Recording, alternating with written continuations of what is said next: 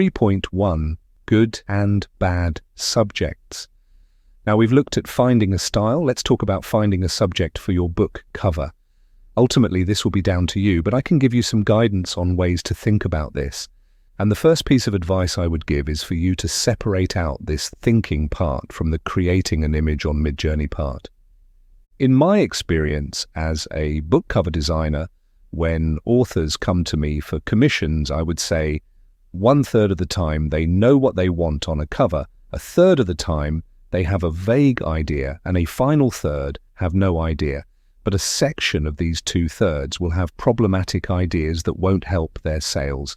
Let's talk about these pitfalls first, and then when we come to the 3 examples in this course, I'll show you how we can implement possible solutions to these problems. Protagonist book covers. An author may have spent weeks, months, even years working on their novel and have spent all that time with the protagonist, so it makes sense that they'd want to put that person on their book cover. I see an incredible amount of these types of book covers on Amazon, so much so that some categories can feel more like a game of Guess Who rather than a set of stories potential readers get to pick from. And what authors fail to realize is that potential readers coming at a book cover cold have no idea who these people, these protagonists are. They don't know them from Adam. It's like pointing out a random person on the city street and saying to a potential reader, "Look at this person here, do you want to know their life story?" The reader is going to shrug their shoulders and go, "Eh?" The author will obsess over the detail of their character, getting the clothes and hairstyle right, because it's what they've imagined in their head all this time whilst they're writing the book. But if we ran the same man on the street experiment and you pointed to someone jumping out of a window with a sword in hand and said, "Do you want to know that person's life story?" you're going to get a very different response. There is a story there. And that's what you're selling. You're selling a story. So I don't think there is anything wrong with figures on covers as long as the author obsesses over the story rather than detail. I would forego detail every time to tell the story. Obsess over story, not detail. The one exception to this rule of detail is when you're trying to set up a thirst trap for a romance or an erotic book, and you basically want to pull a reader in with good looks. Every other time, stick with the story. And a stick man on a cover that tells a story is better than a highly detailed protagonist doing nothing. And I know because I've done a few book covers in my past for a client who wanted stick figures. When you stop and think about it, 99% of books are about someone, so sell the story and not the person. Kitchen sinking a book cover. One of the most difficult problems with a book cover is that all novels will run through a gamut of emotions, have different elements and plot points present. Basically, lots of things happen in a novel, and the first instinct of an author designing their book cover is to put everything on the cover, all of it. I better not miss something off there, in case that's the thing that will sell my story. They throw the kitchen sink at it, hoping something will stick. Which might work if we were designing a scrapbook page or painting a giant picture that's going to hang in the National Gallery, where people have time to pore over the details. That's not what happens with book covers. To understand this concept, we need to talk about visual information. To give you an example of what I mean, we're going to run a quick psychological test. I'm going to show you 2 images, and after each, I want you to list in your head what you saw. Here's the first, and here's the second. Now I want you to tell me absolutely everything you saw in the first image and everything you saw in the second image. The first is easy enough because it was just a grey circle on a yellow background. But with the second image, it's much harder because there was a vast amount of visual information. You couldn't take it all in. I bet you missed listing some of the things you saw in that second image. Visual information can be anything: colors, items in your picture, people, the time of day, the medium it was displayed in, the camera angle, etc. Literally everything you can note down for a picture is visual information. Human beings always try to process visual information, and if there is too much of it, we don't take it in. We can't. And this is what happens when potential readers go looking at your book cover.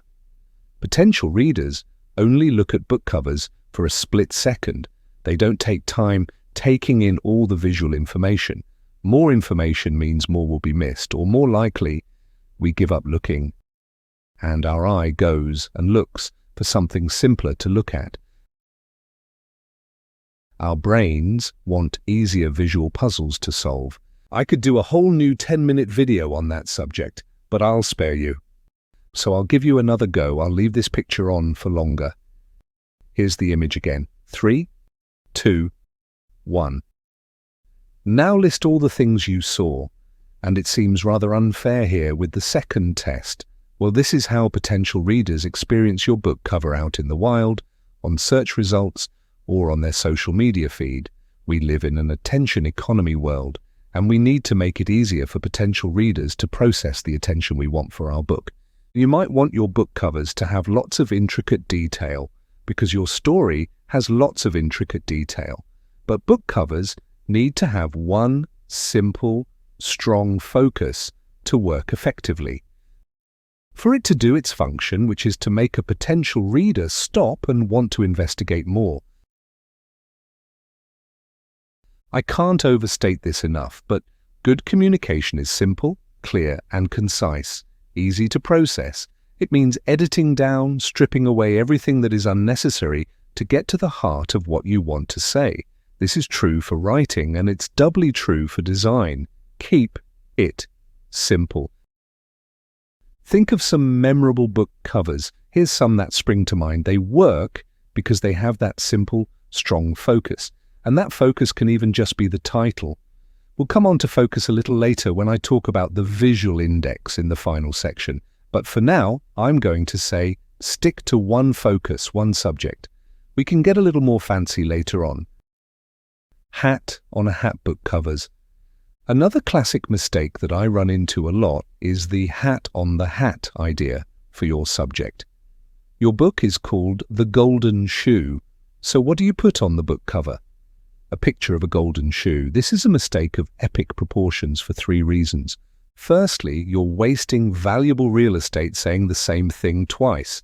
We only have so much space to play with to tell a story with a book cover, especially at thumbnail sizes. And saying the same thing twice creates this really odd psychological Doppler effect, which is jarring. It creates its own sense of clashing. Secondly, you're insulting your potential readers. You're saying to them, look at this picture, let me tell you what it is. It very much feels like flashcards for a 3-year-old learning to read. Apple, ball, car. It somewhat feels patronizing. And finally, and most importantly, you're just giving away the chance to tell the story with a distance between the title and the picture. A book cover that takes these 2 things and makes them different things gives us a chance to add suspense, tension, intrigue. And these 3 things are the good building blocks of great fiction.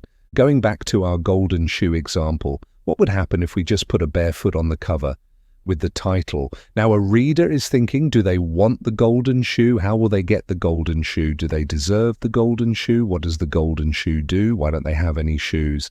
There is a story. So here is a recap of what makes a good and bad book cover. Detail protagonist, because they've got the right haircut you see in your head. Bad. Protagonist doing something that tells a story. Good. Too many elements competing. Bad. One single focus. Good. Repeating the title as a picture. Bad. Distance between a title and the picture. Good. In fact, anything that's too obvious is bad, and anything that creates a bit of suspense, tension, and intrigue is good. But how do we find elements that can create this simple, focused intrigue? The way we're going to do this is actually step away from any visual medium and thoughts of images, and talk about your favorite 2 things, the book you wrote and words.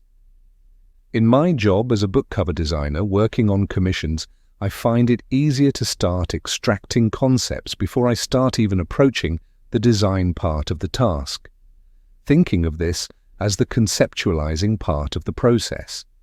The sitting around drinking cups of tea and spitballing session before you actually have to do any work.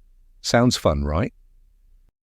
As Ralph Waldo Emerson said, in art, the hand can never execute anything higher than the heart can imagine.